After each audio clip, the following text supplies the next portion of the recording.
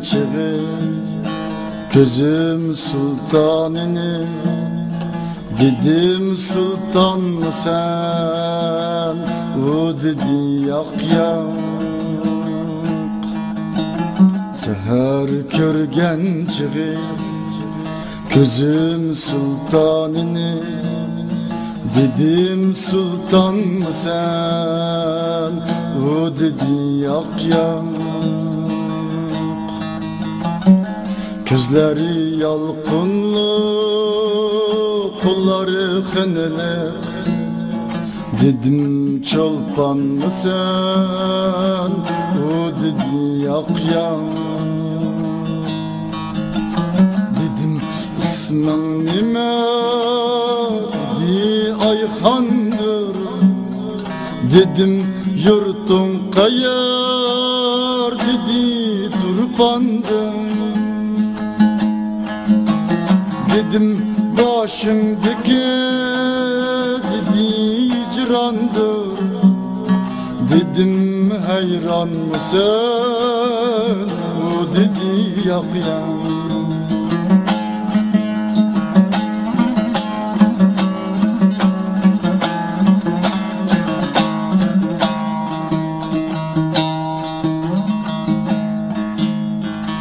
Dedim ayga okşar, dedi yüzüm var. Dedim yıldız gibi, dedi gözüm var. Dedim yalqın saçar, dedi sözüm var. Dedim volkan mı sen, o dedi yak yak.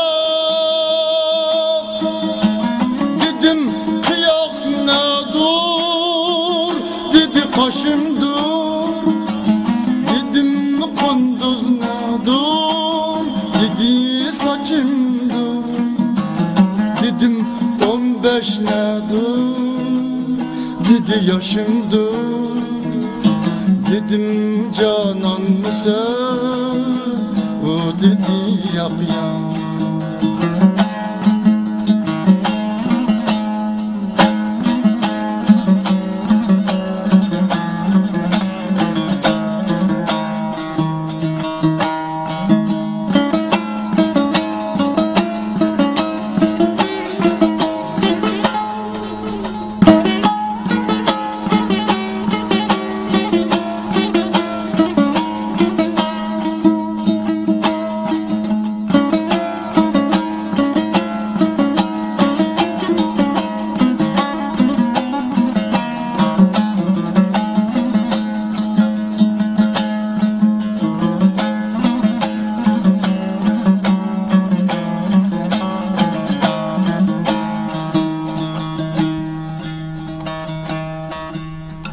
Dedim deniz nedir, dedi kalbim dur.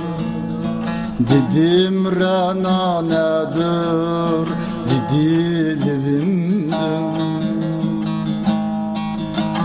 Dedim deniz nedir, dedi kalbimdir. Dedim rana nedir, dedi livimdir. Şeker nedir, dedi dilimdir. Dedim bir ağzıma, o dedi yak yak. Dedim zincir turar, dedi boynumda. Dedim ölüm badır, dedi yolumda.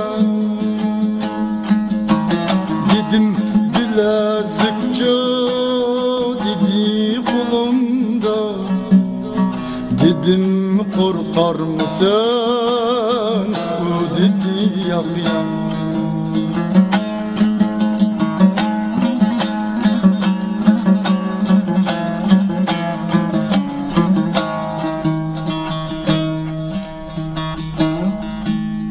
Dedim niçin korkmazsa, dedi Tanrım var.